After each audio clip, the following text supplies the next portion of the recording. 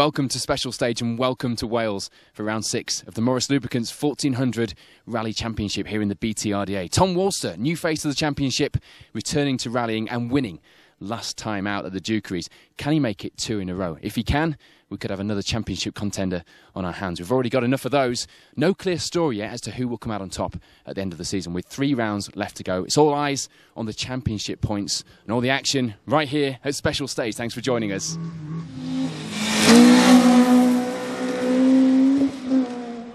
Straight to the action then, and it will be a good start for Matt Smith and Giles Dykes as they come out of the opening stage with a very small but very welcomed 1 second lead in the 1400 category. The first, though, in a line of hopefuls chasing them down this weekend will be Justin Lawson and Paul Hargreaves. The pair enjoying a good return to the series so far, and this weekend no exceptions so far. Dukeries winner Tom Walster and Chris Ridge were back again, getting in on the action. Third at this stage, 8 seconds down on the lead, but there were plenty more stages to change that result around.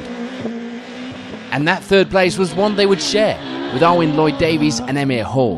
The pair come out of the very first stage posting an identical time to the Suzuki pair. But unfortunately, it would all be over in the very next stage with a broken drive shaft. Ryan Weston and Mark McCulloch come to this round with renewed confidence after the result on the Dukeries. And for now, at least, it was a steady start. 5th place and just 3 seconds back from the podium. Mick Smith and Tom Jordan start the day in the lead of the 1400 C class and lying in 6th overall. Their advantage in the class this early in the event was a promising sign. Meanwhile, Dan Gray and Matt Rogers come into this round needing to get the results. An up and down season so far was in need of some consistency, and 7th place at this stage was a good start. Clive Anstey hadn't always had the best of luck on this event. This time with Tim Curry alongside, it was starting okay. 8th place for now. And Kieran Darrington with Pamela Hilton alongside were starting to enjoy some good results on Kieran's return to the championship. This weekend they were starting off with 9th place after stage 1. And for Matthew Jackson and Claire Williams, it would be 2nd in the 1400 C class. The pair were going well in the little 1 litre micro.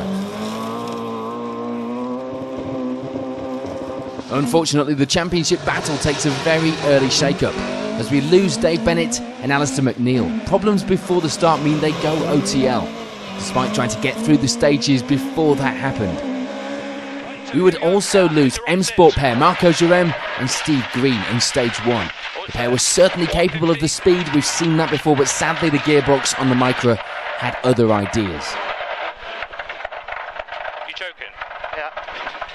Ready? And we'd also lose Simon and Tristan Rogers. They make it into stage 2, but they wouldn't pass any of our cameras past the first stage.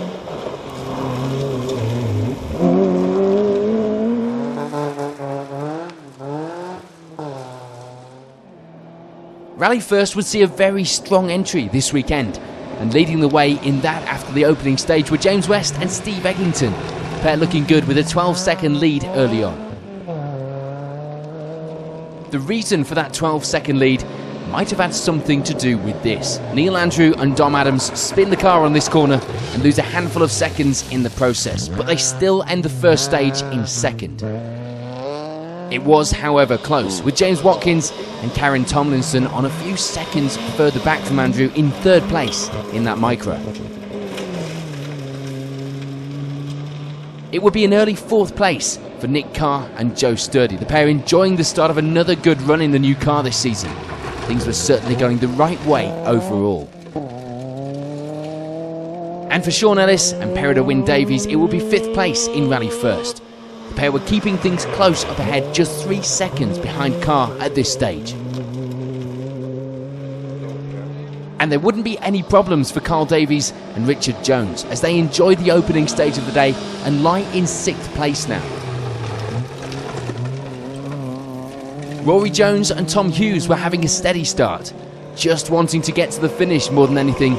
Off the usual pace a little, but 7th wasn't a bad place to start the day. With their previous engine problems behind them, Morgan Hanford and Richard Davies would enjoy the start this weekend to lie 8th in the Rally First cruise. A steady run so far. No dramas, and again a steady run for Stephen Knott and Ron Morgan. They end this morning's run in 9th place in the Peugeot. And we see a new face in Rally First as Will Graham, partnered by Peter Scott, rounds out the top 10. But sadly, it wouldn't be lasting. They go out with damage to the car on stage 2 before passing any more of our cameras. Just outside the top 10 were the Rally First 1 litre class runners. And leading the way in that class was Sam Billam and Graham Wild. They have a good lead over Mick Quinn and Abby Haycock, the pair second in the class, but they were a few places behind overall at this stage. And rounding out the 1 litre class were Thomas Bayliss and Joe Jones, 11 seconds behind Quinn and ready to chase them down in the next stages. So at the end of the first stage, here's a reminder of the results.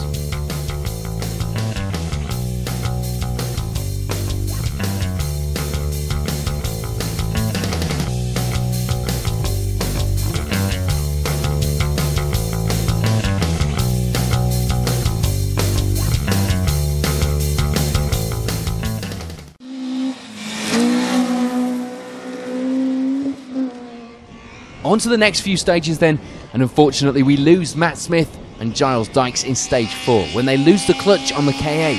A disappointing end to a good run.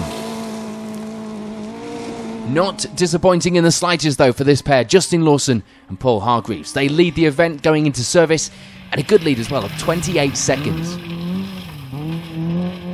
Justin, nice to see you back. Some great pace out there. Yeah, really enjoying it, thank you. We've had a good start to the morning. A bit of dust in them last 2, which has held us back a bit, but so far so good. Cheers, we'll catch you later. Thank you. Second position going into service were Dan Gray and Matt Rogers. The pair were struggling for grip a little, which resulted in a spin. But other than that, it was going to plan, and second was a great morning's rallying. Dan, you had a late night getting this car ready. Was it worth it? It was worth it, yeah. We're struggling a little bit in the not last stage before. I think we put cold tyres on at the start of the stage. Didn't have time to warm up, so we ended up with like 40 psi at the end of the stage. So we were struggling a bit. We had a spin in halfway, but it felt good in there again. So get back on it this afternoon and see what we can do. Looking inside this car, I'm never going to complain about dust as a camera crew again. No, it's a bit rough, isn't it? Yeah. There we go. The rest of the morning stages would see the pace being set by Tom Walster and Chris Ridge stay the same. They start to lose sight of the leaders, but they manage to stay just 7 seconds behind second place for now.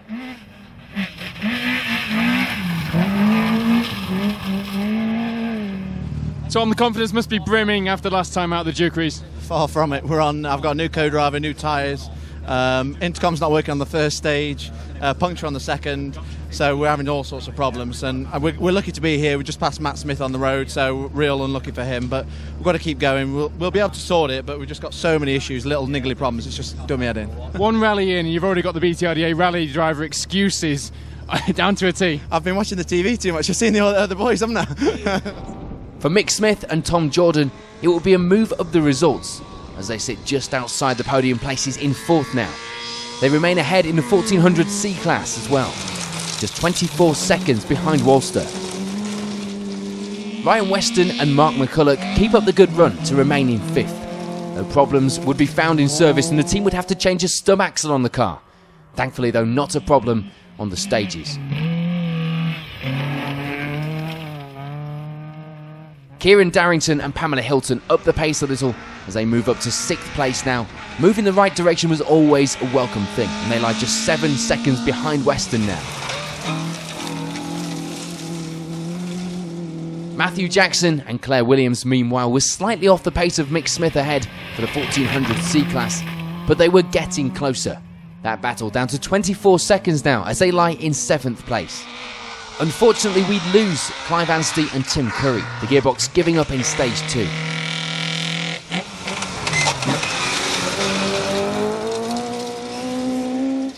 Martin Shaw and Ian Prout make a move the right way up the results, ending the morning in 8th place, despite the co-driver hurting his back on a bad compression during the stage. Rob and Michael Evett go into service in 9th position, but a combination of man flu and leaving the sump guard behind mean they would retire in service. And rounding out the top 10 at this stage were Jane and David Auden, another to hit the bridge compression in stage 2 with a bang. Unfortunately, we lose a few crews in this morning's stages. Callum Black and John Connor would retire in stage 2. This time out in the 1400 class rather than the Silver Star. We'd also lose David Martin and Richard Simmons. They make it to the end of stage 4 but retire just before the finish line when they lose drive on the Astra. The times wouldn't have been helped with this overshoot in stage 2 though.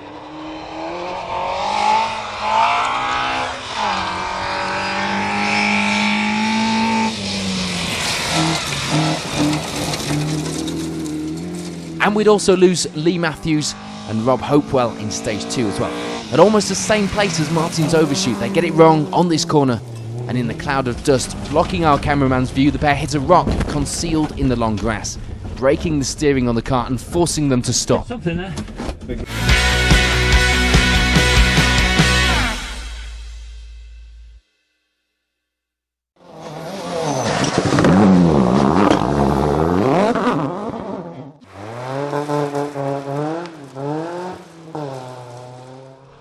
In the Rally First category, James West and Steve Eggington add 21 seconds to their advantage as they go into service with a 33-second lead in the category. James, how's it gone so far? Yeah, good, not too bad. Not as slippery as we thought it would be, so lots of grip, braking late into the corners, pretty pleased about that. We've got a hole in the car, so most of the car's covered in dust. I don't know where it's coming from. Just keep opening the window. Oh yeah, it probably is actually. Yeah, waving at people as we go, so yeah. Waving at your fans. Everything going okay though? Yeah, everything's fine, yeah, car's running well, so tyres are good, and yeah, we're having a good fun. So Touchwood, it continues. See you later. hopefully, cheers, bye. So no change in second for Neil Andrew and Dom Adams. They drop a little time to the overall leaders, but things were going well so far. Yeah, we had a nice first stage, even though we had a half spin, but I've been a bit over-exuberant since then. We like over-exuberant, it entertains us. But yeah, it's going fine. Yeah. With the pace? I'm happy with the pace, I just keep making a few mistakes, that's the problem. But other than that, it's great. Good luck for the second half of the day. Good stuff. Nick Carr and Joe Sturdy move up a place in these stages to end the morning in third. They were on the pace and enjoying the stages, although finding it a little dusty, as you would expect. Nick, nice and dry out there. Very dry, yeah. Very slippy and loose, yeah. Dusty as well. Happy with the pace? Yeah, I think so, yeah. I don't know any times yet, but I'll have a look in service in a minute and assess. For James Watkins and Karen Tomlinson, it will be a move down one place into fourth. Nothing major to worry about. The difference was only 2 seconds going into service. Rory Jones and Tom Hughes, meanwhile, were having some better luck in these stages as they move up into fifth. A slow start to the morning was getting better now, and things were picking up for the MG pair.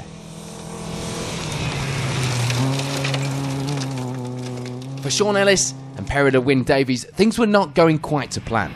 Nothing major, but they moved down a place on the results into sixth, the cause of which was a puncture in the stage, losing the pair some time.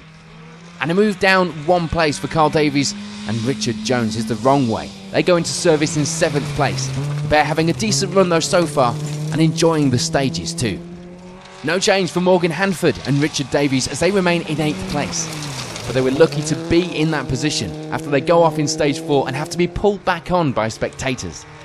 New suspension for this event was helping John Ambler and Elliot Lawrence cope with the bumps on the stage, the car taking them much better. They were enjoying themselves this morning in 9th position. And just creeping into the top 10 now were Keegan Rees and Daniel Reed. Keegan's first time on dry gravel, but their main issue was a burst seal, spraying the brakes with oil and of course losing the pair some confidence. There wouldn't be any change in the Rally First 1 litre class as we still see Sam Billam and Graham Wild leading the way, getting themselves good advantage too in that position. No change from Mick Quinn and Abby Haycock. They remain second in the class, themselves taking a little more time out of those behind. And that means there's no change for third in the class, as Thomas Bayliss and Joe Jones remain in that place, now with 50 seconds of a deficit to Quinn.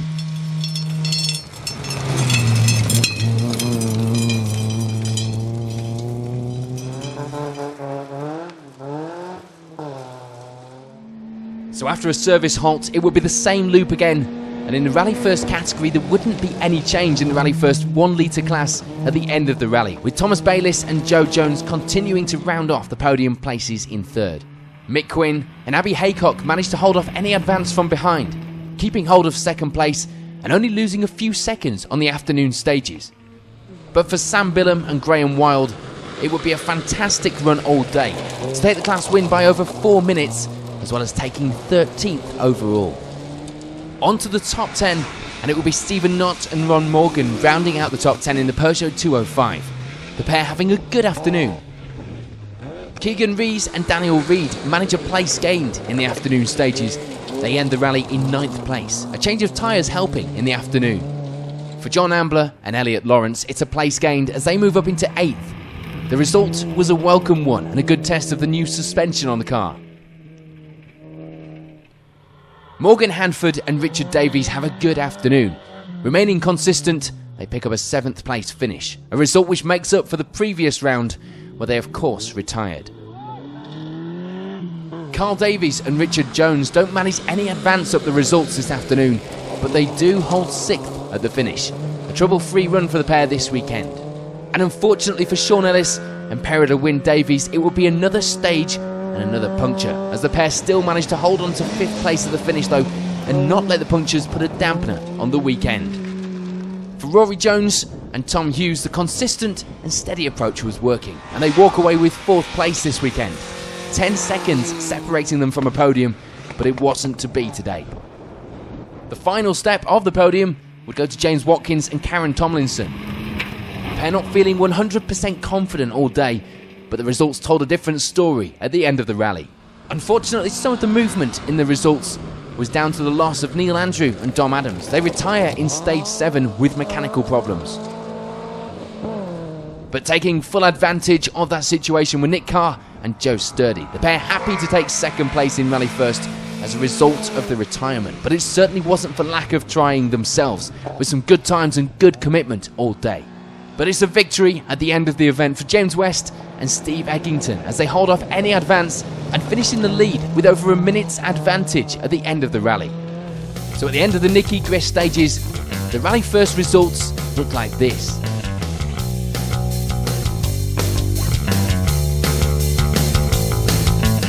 James, Steve, if you're going to get a rally win, do it on iconic stages like these, eh? It's great stages, yeah, great fun today, and nice and dusty as usual. So nice seeing the cars billowing the dust behind them as you chase them down. But yeah, great day today. So it's one of those rallies, Steve, where everybody just goes all out. They all want to win this rally. It's fast, and you've really got to keep pedaling these cars really hard. And you guys have been up there from the start, haven't you? Oh, definitely. We've been absolutely flying today. I mean, like you're saying, the iconic stage is Route 60. You just want to get out and watch the cars just disappear off over that hill. It's fantastic. Yeah. It did look good, I have to say. What was the best part of the day for you? You must have had some moments out there. I think this afternoon has probably been the best day. We managed to piece it together. The morning was a bit sketchy, a little bit slippery. We managed to settle down and get the car sorted this afternoon now. So yeah, this afternoon stages, halfway was just great fun. So yeah, good day today. Well, today at the Nicky Grist stages, Rally First is yours. Well done, guys. Looks good for the championship. Indeed, thank you. Cheers.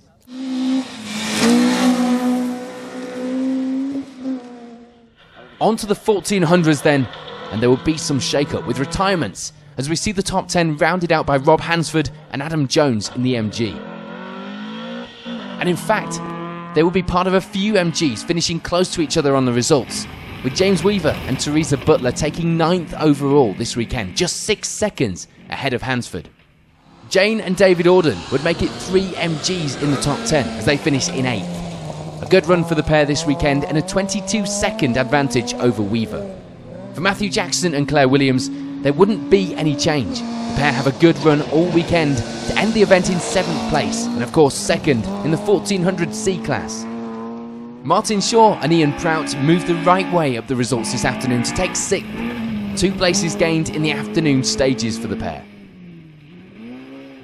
And it would be a good finish for Kieran Darrington and Pamela Hilton too. They bring the car home in one piece in 5th, 34 seconds behind 4th place.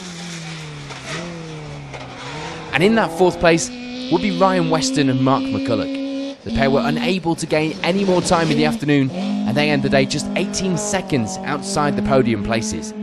That result though does put the pair in the championship lead after round 6. Unfortunately, the top of the results changes in the final stages. We lose Tom Walster and Chris Ridge when they retire in stage 8 when the clutch went on the car with only 2 miles to go to the finish. This means that for Mick Smith and Tom Jordan, it will be a final step up to the podium and a fantastic 3rd overall. A result neither of them expected, but the pace this weekend was great, and they finished just over a minute behind 2nd place. So the results at the top hadn't really changed all day. We see Dan Gray and Matt Rogers finish the event in 2nd. A late night to prep the car was rewarded with this fantastic finish and some good championship points as well this weekend. But with a lead of almost a minute, the win this time round goes to Justin Lawson and Paul Hargreaves. The pair back, well and truly back, and the result puts them up to 4th in the championship standings now after round 6. However, next up would be the Woodpecker, a scene of the pair's season-ending roll 2 years previous. So at the end of the Nicky Grist stages, here's a reminder of the overall 1400 results.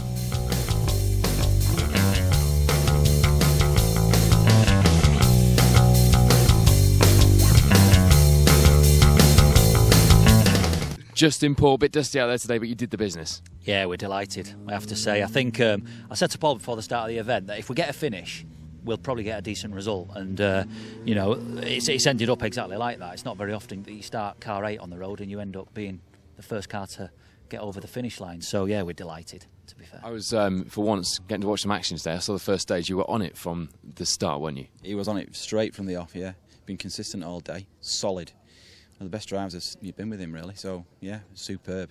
Guys, what a result today. You do look like you've done the Dakar, but that's fine. Yeah, it was. It's nice to have a second, 2 seconds in a row then. And Matt was perfect all day on the notes. Kumo tyres worked really well. So we're just delighted. Yeah, delighted. It was really good. And Matt, what has today been about for you? Were you on it from the start, or were you having to sort of guide your way through and just see where it went? Well, considering we haven't done anything since the plains, we just went at it from the start, and Dan didn't miss a beat. It's just been absolutely awesome all day, apart from me losing my voice. Mick, Tom, look at this. Look at this lineup, 1400s, and here you are in 3rd at Nicky Grist on these iconic stages. How do you feel? Well, I'm speechless, to be honest. I mean, little micro, 120 brake we've got. I don't know what these lads have got, but Tom's been absolutely on fire today. He's been pushing me, and we've had a fantastic day. These are brilliant stages. Loved it. Absolutely loved it. Did it take much pushing, Tom? No, not really, not where Mick's involved. I think he said he's going to take it steady, but never does. Well, it was a battle of attrition out there on the stages here at the Nicky Grist today. Justin Lawson didn't miss a beat all day. Dan Gray up all night getting that car ready, and a giant killing performance from Mick Smith in that micro in 3rd. What a result for these guys, and what a result for the Morris Lubricants 1400 Championship here at BTRDA. We're looking forward to the next 3 rounds to see how this championship pans out. I'm sure you are too. We'll see you next time at the Woodpecker here on Special Stage.